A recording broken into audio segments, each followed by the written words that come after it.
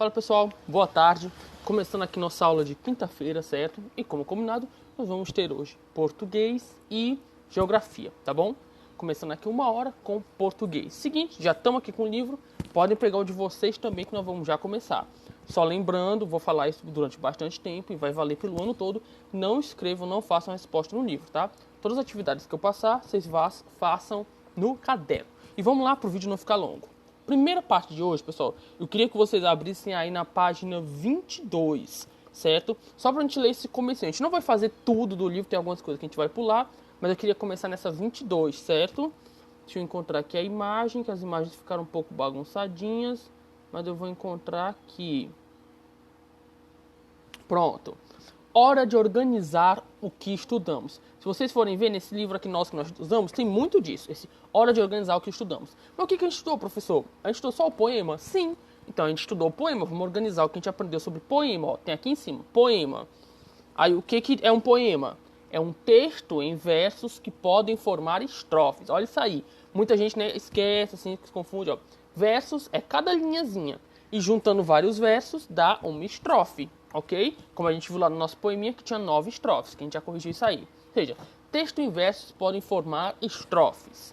Aí, lá para a parte aqui de baixo, ó, para o lado aqui, lado esquerdo, meu lado esquerdo aqui. Intenção. Deixa eu ir para lá. Opa, cheguei aqui embaixo, ó. Intenção, fazer arte com palavras, emocionar, sensibilizar, estimular a imaginação e entreter. Essa é a intenção de um poema. Linguagem e construção, quadrozinho do meio, ó.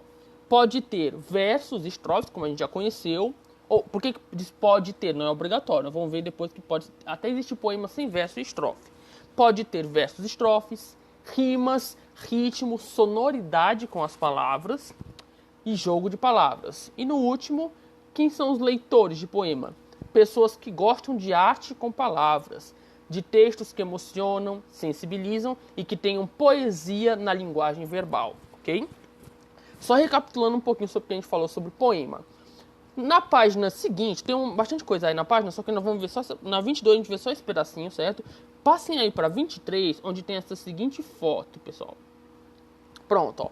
Vamos direto para esse finalzinho, onde tem tecendo saberes, tá? Que é importante a gente saber também isso aqui para poder ir para frente. Ó, lendo aqui o textinho. Lembrando, pessoal, tudo que eu leio aqui, né, nos vídeos, vocês acompanham também, vão lendo, não fica olhando assim para mim não, leio aqui, vão acompanhando para ir treinando essa leitura, certo? Vamos lá. Eu leio meio rápido, né, para o vídeo não ficar muito longo, mas também preciso ir treinando essa leitura mais rápido. Vamos lá. Tecendo saberes. Vocês já devem ter usado várias vezes a palavra poesia. Nesta unidade, também usamos muito a palavra poema para nos referirmos a um texto em versos. Muitas pessoas usam os dois termos como sinônimos, mas há algumas diferenças. Seguinte por diferenças. Poemas são textos escritos em versos e estrofes, que geralmente têm poesia. Mas poesia vai muito além de poemas. Quando dizemos que alguma coisa é poética, é porque nos sensibilizou, nos fez sentir diferentes emoções, alegria, tristeza, saudade, revolta, amor. Podemos encontrar poesia em diferentes expressões artísticas, como desenhos, pinturas, fotografias, vídeos, entre outros. Questão 1. A questãozinha, você não precisa fazer a questão 1 não. Ó. Agora observe nesta foto. O que foi retratado? Nós vamos responder aqui. Eu estou vendo um macaquinho aparentemente fazendo carinho, né? Fazendo cosquinha no cachorrinho. Tem um cachorrinho aqui, vou até aumentar, mas vocês estão vendo no livro, né? Ó. Tá aqui o macaquinho fazendo no cachorrinho, né? Bonitinho. Aí a pergunta 2. Essa pergunta 2 eu queria que vocês colocassem, né? Vai ser a primeira parte. 2. É possível falar que essa foto é uma imagem poética? Isso é, que ela tem poesia? Conversem sobre isso. Você coloca lá abaixo do cabeçalho, não esqueça do cabeçalho, viu, galera? Coloca lá, página 23, questão 2. E você vai dizer, se você considera, pelo que a gente leu aqui em cima, ó, pelo que vocês viram sobre poesia, que poema é o texto. Poesia é qualquer coisa que emociona, que dá alguma emoção, que faz a gente sentir algo. Vocês acham que essa foto, ou uma foto, pode ter poesia na foto? Vocês vão responder lá que eu quero essas respostas, tá? Essa é a primeira parte de hoje. Pessoal, muita atenção, tá bom? Que no vídeo anterior eu falei, né, muita coisa, aí tem gente que depois ia perguntar, professor, mas o que é pra fazer? Escuta, pessoal, estou dizendo aqui. Primeira coisa, vocês vão responder essa questãozinha 2. Se quiserem até pausar aqui o vídeo, vai lá, responde essa questão 2, depois solta o resto do vídeo, vocês podem fazer isso, tá bom? Começando, ó, bota lá, página 23, questão 2, e vocês vão responder se nessa foto é uma imagem poética, ou seja, tem poesia na foto. Virou a página, temos aqui o tópico outras linguagens. Bem rapidinho, só mais um pedacinho de leitura, aí eu vou passar as atividades de hoje. Vocês gostam de fazer atividade, que eu sei, vai lá.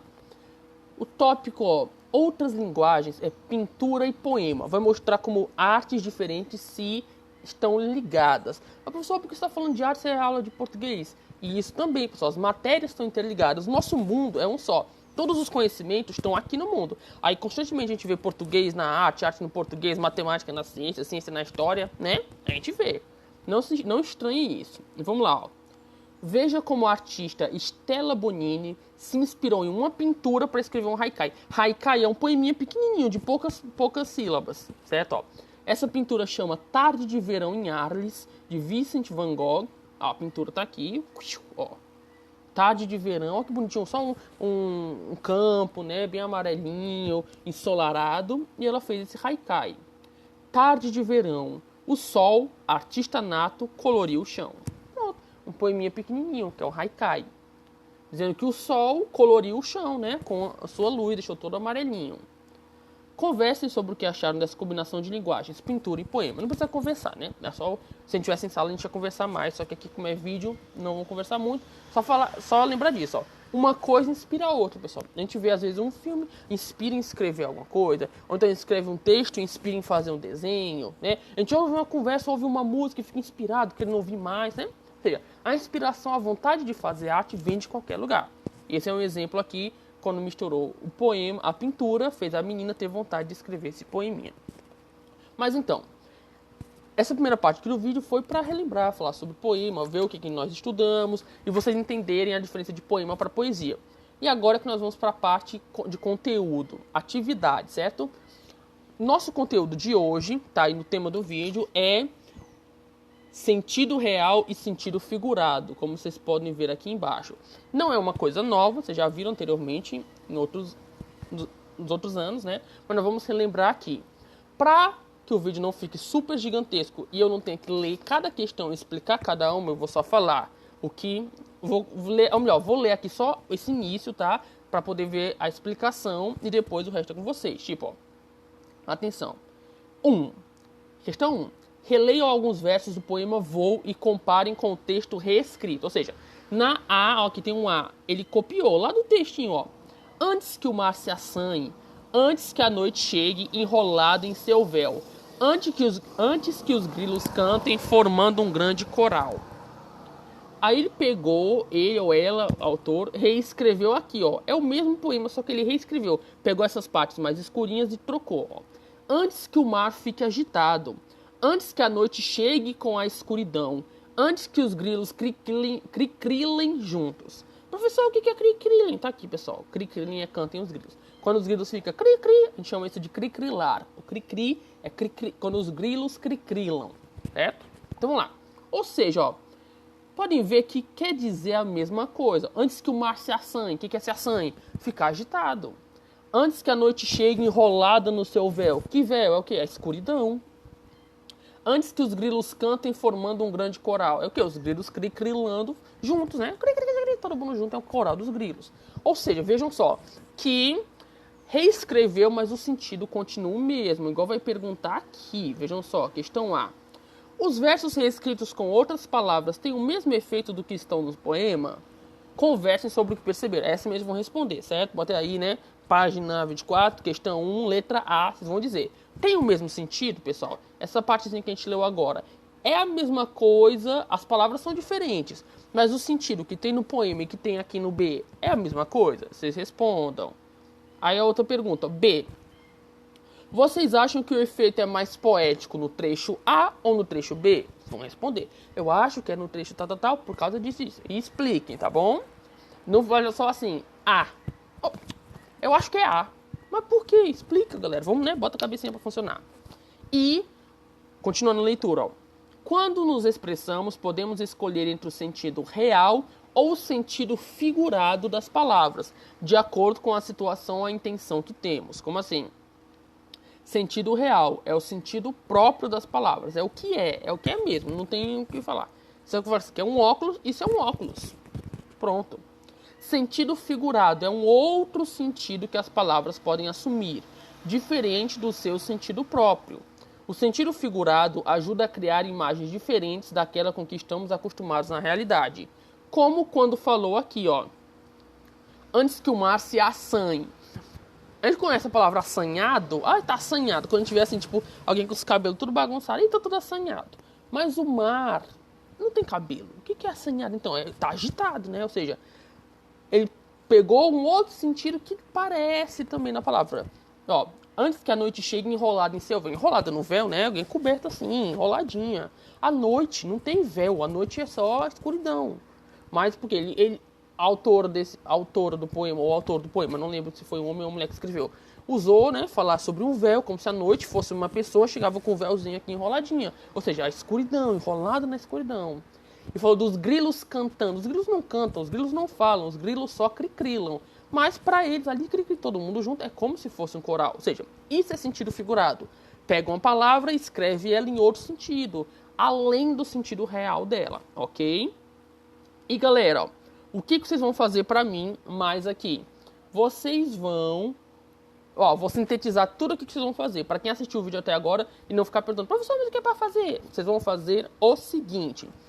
Primeira coisa, vão responder aquela questãozinha 2 da página 23.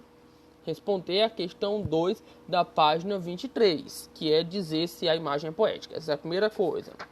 Segunda coisa, vocês vão responder as atividades sobre o sentido figurado. Que atividades são essas? É a atividade 1, 2, 3, 4, 5, 6, 7, 7. Só 7. Ou, professor, é muita coisa, mas vocês não vão copiar, pessoal. Vão só escrever as respostas, certo? Essa é a segunda coisa. E a terceira, que eu deixei para o final aqui, deixa eu encontrar. Eu vou mandar no grupo 3 questõezinhas sobre os chamados descritores. Acostumem com esse nome descritor, que nós vamos falar muito isso nesse ano. Quinto ano fala muito sobre isso. Descritores são as habilidades que o aluno tem que ter nesse ano. E a habilidade que nós vamos ver hoje é a habilidade de... Deixa eu ver aqui qual é a habilidade que eu esqueci. Identificar o gênero de um texto, o gênero textual. Isso aqui, ó, essa primeira questão já está até respondida, mas vejam só. Caro aluno, todo texto se organiza dentro de um determinado gênero discursivo. É importante saber reconhecer qual o gênero dos textos, pois, assim, você consegue identificar as intenções comunicativas que o autor do texto pretendeu. Buscaremos fazer a leitura e interpretação dos textos nas questões sugeridas, na tentativa de identificar a que gênero pertencem os textos. Não se esqueça de que as pistas para se chegar à resposta estão no próprio texto, por isso a atenção é fundamental. Aí tem o textinho, o menino que mentia. Lendo rapidão, porque o tempo está correndo. Um pastor costumava levar seu rebanho para fora da aldeia. Um dia resolveu pregar uma peça nos vizinhos. Um lobo, socorro! Ele vai comer minhas ovelhas. Os vizinhos largaram o trabalho e saíram correndo para o campo para socorrer o menino. Mas encontraram as gargalhadas, não havia lobo nenhum. Ainda outra vez ele fez a mesma brincadeira. E todos vieram ajudar. E ele caçoou de todos. Mas um dia o lobo apareceu de fato e começou a atacar as ovelhas. Morrendo de medo, o menino saiu correndo. Um lobo, socorro! Os vizinhos ouviram, mas acharam que era caçoada. Ninguém socorreu e o pastor perdeu todo o rebanho. Moral: ninguém acredita em mentirosos. Fale a verdade. Esse texto, texto curtinho, que é uma história criada, inventada, claro, que tem uma moral no final, nós conhecemos como fábula. Tá aqui, ó. E pergunta, o texto é uma propaganda? Não está vendendo nada. É uma receita? Não está ensinando a fazer nenhuma comida. É uma fábula. E é uma notícia? Não, porque isso não é verdade. Não é verdade, foi criação de alguém, certo? E assim, pessoal, eu vou mandar mais 2 questõezinhas, essas 2 aqui que estão aqui do lado, para vocês fazerem lá no grupo, tá certo? Seguinte, relembrando, 3 atividades. Responder a questãozinha número 2 lá da página 23. responder as 7 questões sobre sentido figurado, só responder, não precisa copiar, só responder, muito cuidado com a letra para dar para entender, e responder essas outras duas. Quando você terminar as 7 de sentido figurado, você coloca assim, pode escrever de jeito assim, questões extras. A 1 já tem a resposta, que é a C, você bota assim, 1C, aí a 2 você vai responder, e a 3 você vai responder rapidinho. Galera, obrigado por terem assistido, daqui a pouco eu mando a videoaula de geografia. E valeu!